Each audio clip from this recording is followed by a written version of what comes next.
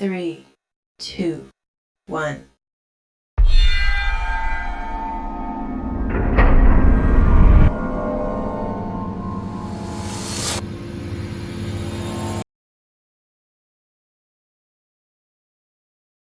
So our next topic in organizing chapter is importance of decentralization. Actually this is the last topic of organizing chapter. तो आओ एक बार ध्यान से पढ़ते हैं.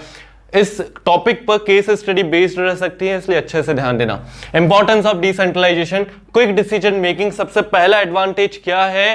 Quick decision making. इसका मतलब क्या है कि in decentralization decision making is not restricted to top level. मतलब कि डायरेक्टर ने डिसाइड कर लिया कि उसको 10% से सेल्स बढ़ाना है, तो हर एक डिसीजन, कंपनी का हर एक डिसीजन केवल टॉप लेवल नहीं लेगा. ठीक है, to top level only, but it is evenly distributed to all the manager. हर लेवल का मैनेजर डिसीजन ले सकता है. The manager working at different level which facilitate faster decision, जिसकी वजह से डिसीजन क्या होगा? ज्यादा से ज्यादा जल्दी डिसीजन हो पाएगा. ठीक है, ये केवल उतना ही डिसीजन लेगा कि हाँ हमें प्लान बनाना है, रिसोर्सेज प्रोवाइड करना है. ठीक है, उसके बाद के सारे डिसीजन अपने अपने लेवल के अकॉर्डिंग सब लोग ले सकते हैं. नहीं तो फॉर एग्जांपल अगर फोरमैन को कोई चेंजेस लाना रहा तो वो अपने अकॉर्डिंग डिसीजन नहीं ले पाएगा. उसको अपने सुपरवाइजर को, फिर वो प्रोडक्शन मैनेजर को, फिर वो प्रोडक्शन हेड को, फिर वो डायरेक्टर को बताएगा, फिर वहां से परमिशन आएगी, फिर ऑर्डर रिलीज होगा. तो इसमें बहुत ज्यादा टाइम लग जाएगा, डिसीजन फास्ट नहीं हो पाएगा. लेकिन अगर यहां पर डिसेंट्रलाइजेशन की पॉलिसी है, हर एक मैनेजर ऑनेस्ट है, हार्ड वर्किंग है, डेडिकेटेड है, तो वो अपने डिसीजन खुद ले सकता है. फास्टर डिसीजन होगा डिसेंट्रलाइजेशन के प्रोसेस में. ठीक है, सेकंड है facilitate growth. Decentralization grants more freedom to lower level which helps a subordinate to do work in their best suited manner to their department. Same way each department do their best. ठीक है, मतलब कि जैसे कि अपन अगर मान ले कि हर एक मैनेजर अपने हिसाब से सोचता है, हर एक मैनेजर अपने हिसाब से थिंकिंग रखता है. ठीक है, और यहां पर वो लोग क्या बोल रहे हैं? ग्रोथ कैसे फैसिलिटेट हो रही है? तो एक आजादी है, एक फ्रीडम है हर एक मैनेजर के पास कि वो अपना डिसीजन खुद ले सकता है. ठीक है, अपने अकॉर्डिंग डिसीजन ले सकता है. और जब प्रोडक्शन मैनेजर अपना डिसीजन लेगा तो उस डिसीजन के लिए वो पर्सनली लायबल होगा. मतलब कि वो पर्सनली एक अकाउंटेबल होगा कि हाँ अगर ये डिसीजन गलत होता है तो मैं इसके लिए रेस्पॉन्सिबल होऊंगा. तो यहां पर बात क्या आ रही है कि हर एक डिपार्टमेंट का हर मैनेजर अपने तरीके से काम करेगा. ठीक है, हर एक डिपार्टमेंट का हर मैनेजर अपने तरीके से काम करेगा. इसके वजह से होगा क्या? वो अब जब खुद की वजह से काम कर रहे हैं, खुद अपने हिसाब से काम कर रहे हैं, तो वो बेस्ट सूटेड मैनर में करेंगे. मतलब उनके डिपार्टमेंट के लिए जो सबसे अच्छा है, जैसे प्रोडक्शन हेड जो डिसाइड कर रहा है तो वो प्रोडक्शन डिपार्टमेंट के लिए अच्छा है, इसलिए तो वो डिसीजन ले रहा है क्योंकि वो उसके लिए पर्सनली अकाउंटेबल होगा. तो यहां पर जब हर एक डिपार्टमेंट अपना अपना डिसीजन अपने डिपार्टमेंट के लिए बेस्ट मैनर में लेगा तो कंपनी की ग्रोथ होगी ही होगी. ठीक है, तो ध्यान रखना. सेकंड टॉपिक क्या है? Facilitate growth. Decentralization grants more freedom. और जब अपने पास फ्रीडम होती है, सीधी बात तो यह है, जब अपने पास फ्रीडम होती है डिसीजन लेने की, और डिसेंट्रलाइजेशन है, इसका मतलब क्या है कि हर एक एम्प्लॉय ऑनेस्ट है, हर एक एम्प्लॉय हार्डवर्किंग है, जब भी तो यहां पे डिसेंट्रलाइजेशन की पॉलिसी है. ठीक है, तो अब जब हर एक एम्प्लॉय हार्डवर्किंग है, हर एक एम्प्लॉय ऑनेस्ट है, इस केस में अगर वो अपने डिसीजन खुद लेगा तो वो अपने डिपार्टमेंट के लिए भला ही चाहेगा. और जब हर एक डिपार्टमेंट अपने खुद के डिपार्टमेंट के लिए भला चाहेंगे तो कंपनी का भला तो हो ही जाएगा, कंपनी का ऑब्जेक्टिव तो अचीव हो ही जाएगा. ये पॉइंट्स वो कह रहा था.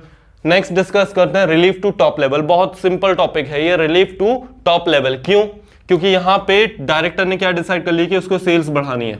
उसने जो मेजर डिसीजन लेने थे वो ले लिए. उसके बाद उसने अपना डिसीजन पावर जो है डेलीगेट कर दिया. ठीक है, डेलीगेट कर दिया, डिसेंट्रलाइज कर दिया.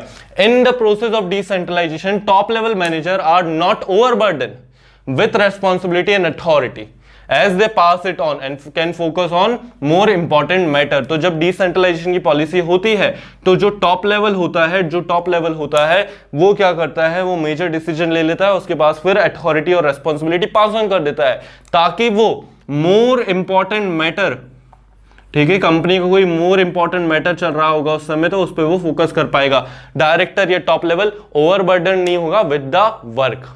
ठीक है, इसके बाद नेक्स्ट है better control. In decentralization, employees working at different level take their own decision. ठीक है, एम्प्लॉयज अपने खुद के डिसीजन खुद लेते हैं, ठीक है, and at different level take their decision own decision and personally accountable for their decision, और वो अपने डिसीजन के लिए अकाउंटेबल होंगे। मतलब अगर प्रोडक्शन मैनेजर ने कोई डिसीजन गलत ले लिया तो उसके लिए सुपरवाइजर को वो जिम्मेदार नहीं ठहरा सकता, ना ही वो अपने प्रोडक्शन हेड को जिम्मेदार ठहरा सकता है। क्यों?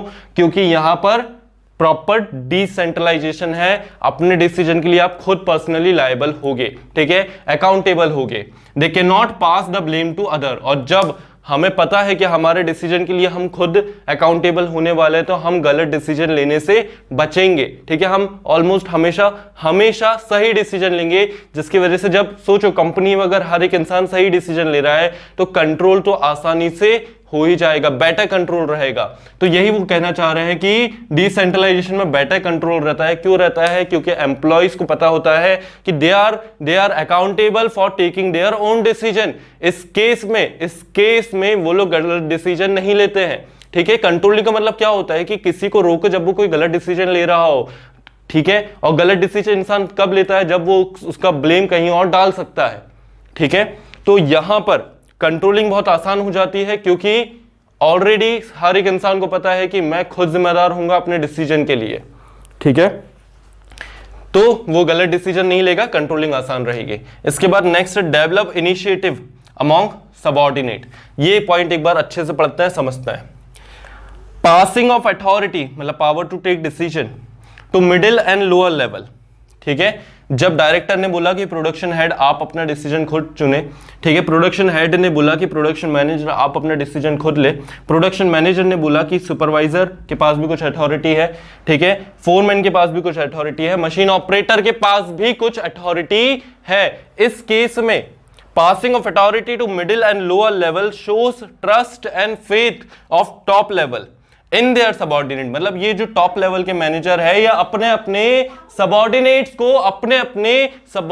को क्या कर रहे हैं? अपने अपने सबऑर्डिनेट्स को वो लोग फेथ कर रहे हैं, ट्रस्ट कर रहे हैं। इस केस में इट मोटिवेट्स द एम्प्लॉय। मतलब फॉर एग्जांपल तुम किसी कंपनी में काम करने गए और वहां पर तुम्हारे सुपीरियर तुमको वर्क दे रहे हैं, तुम अथॉरिटी दे रहे हैं, रेस्पॉन्सिबिलिटी दे रहे हैं, तुम्हारे अंदर एक मोटिवेशन आएगा कि नहीं आएगा कि हाँ हमारे बॉस ने हमको काम दिया है, उन्होंने हम पर भरोसा करा है, ठीक है।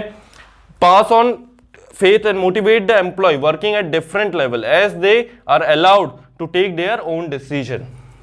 Okay? इसके बाद develop managerial talent for future. Last जो पॉइंट है यहां पर वो है develop managerial talent for future. देखो, जब फोरमैन अपनी अथॉरिटी पास ऑन करेगा या अपने वो डिसीजन खुद लेगा, मशीन ऑपरेटर वहां पे फोरमैन का काम कर रहा होगा, ठीक है, फोरमैन सुपरवाइजर का काम कर रहा होगा। मतलब कि जब अथॉरिटी पास ऑन होती है, अपन ने वहां पे डिस्कस करा था ना कि जब एक मैनेजर बहुत ज्यादा ओवरबर्डनर होता है तो वो अपना रूटीन वर्क अपने सबऑर्डिनेट को दे देता है। मतलब वहां पे सबऑर्डिनेट मैनेजर का रूटीन वर्क कर रहा होता है, ठीक है। तो कहीं ना कहीं आप लो लेवल पे हो और आप हायर लेवल का काम परफॉर्म कर रहे हो, मतलब आप हायर लेवल के लिए ट्रेन हो रहे हो, ठीक है। तो it in decentralization manager working at middle level and lower level also learn the art of making decision। ये हर एक एम्प्लॉय आर्ट सीख रहा है डिसीजन लेने का, ठीक है, of taking decision. They get experience of performing activities of top executive. मतलब फोरमैन को एक्सपीरियंस मिल रहा है सुपरवाइजर की जॉब का, सुपरवाइजर को एक्सपीरियंस मिल रहा है प्रोडक्शन मैनेजर की जॉब का, प्रोडक्शन मैनेजर को एक्सपीरियंस मिल रहा है प्रोडक्शन हेड की जॉब का, प्रोडक्शन हेड को जो एक्सपीरियंस मिल रहा है डायरेक्टर की जॉब का। तो जब भी हायर लेवल पर प्रमोशंस निकलेंगे तो आप सिलेक्ट हो सकते हो। फॉर एग्जाम्पल अगर आप अपने मैनेजर का कोई काम कर रहे हो, ठीक है, आप अगर अपने मैनेजर का कोई काम कर रहे हो तो जब मैनेजर की वैकेंसी निकलेगी तो आपको सिलेक्ट किया जा सकता है, नॉर्मल है बहुत। तो यही चीज है।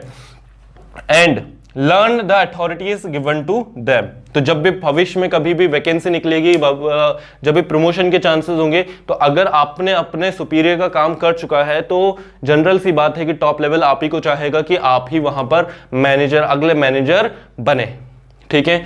तो यहां पर हमने देखे importance of decentralization. This was the last topic of organizing chapter. I hope समझ में आ गया होगा। अब अपन इस चैप्टर की केस स्टडीज करेंगे। ओके, मिलते हैं नेक्स्ट पार्ट में, ठीक है।